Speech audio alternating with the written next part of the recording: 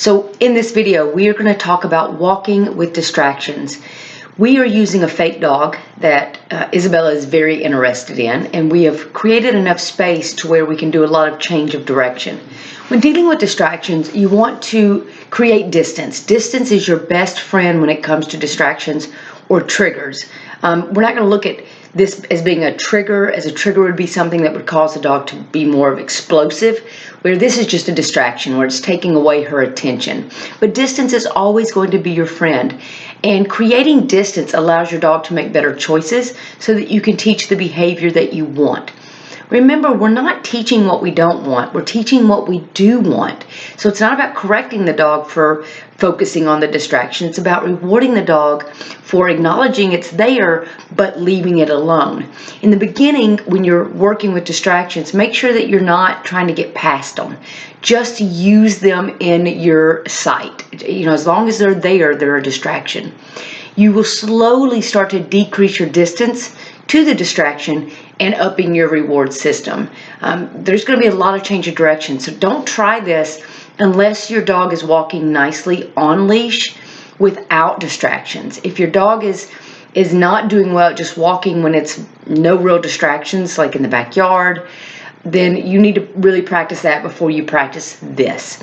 But then once you get there and you start to work with the distractions, you'll slowly start to decrease your distance to it, and then eventually you'll get to where you can pass the distraction, and we show you that later on in the video. So watch this first part and practice this, because this is huge. This is huge where people have problems. Anytime that there's a distraction, people really suffer through it, and then they end up doing some wrong things, correcting their dogs or yanking on the leash, and that can cause some real negative association. So I want to make sure that you guys are staying positive and really working your dog, and now is a really good time to do it. You can use your front yard if you have people that are walking by. Those are good distractions.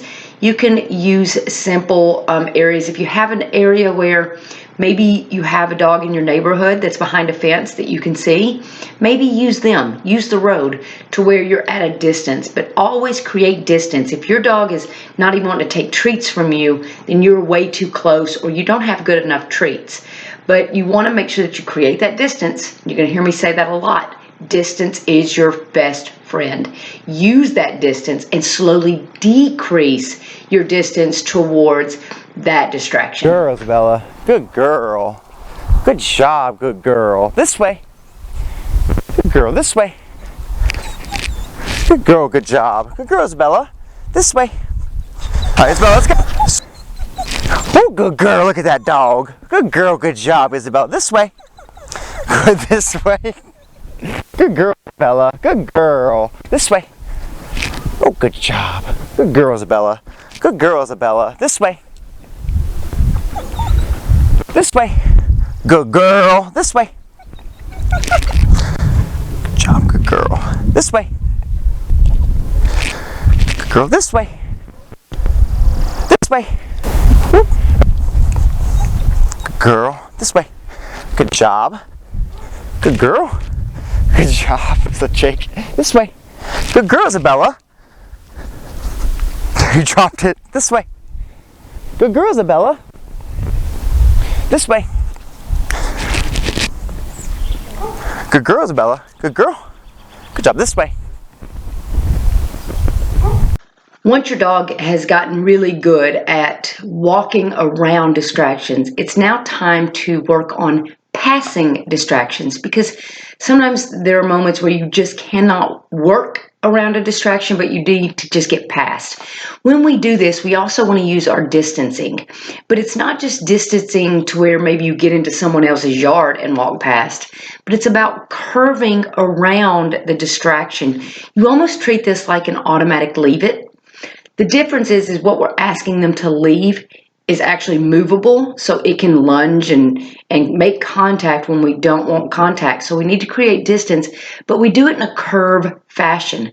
The curve is a calming signal that dogs will use to avoid confrontation, to communicate that they're friendly.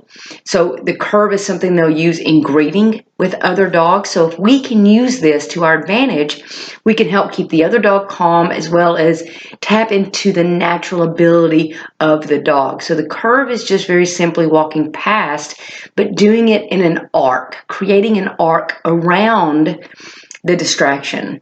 So in this next little few clips, you'll see how Gray is walking past. He is still going to be verbalizing good behavior. He is going to communicate to Isabella what we are doing as far as walking past the distraction, using the curve, rewarding until he has a reason not to. And if you have an opportunity to practice this, do it like the automatic leave it, where you can practice it several times. Use as much distance as you need. We're using a fake dog, so we don't have to have that much distance, but use as much distance as you need in that arc in order to get your dog past safely and as calmly as possible. But of course, like everything else, we want to slowly decrease the distance to where your dog can just walk past another distraction and it not be an issue. Good girl, Isabella. Good girl. Good job. This way. Good girl, good job. Good girl. This way. Good girl, Isabella. Good girl. This way. This way. Let's go. Good, Isabella. Good girl. Good job. This way.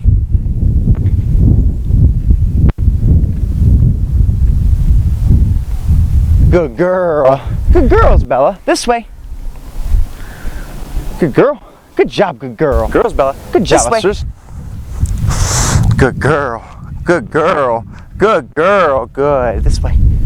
Good job. Good job. This way. This way. Let's go. Good girl. Good job. Isabella, this way. Good girl. Yes, you are.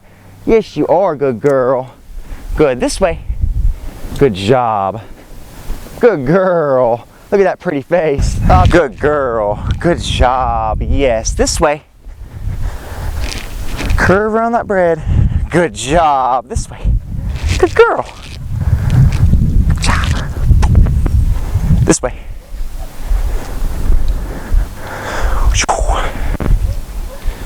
Girls, Bella. Girl, this way. Good. Good girl. Yes, you are. This way.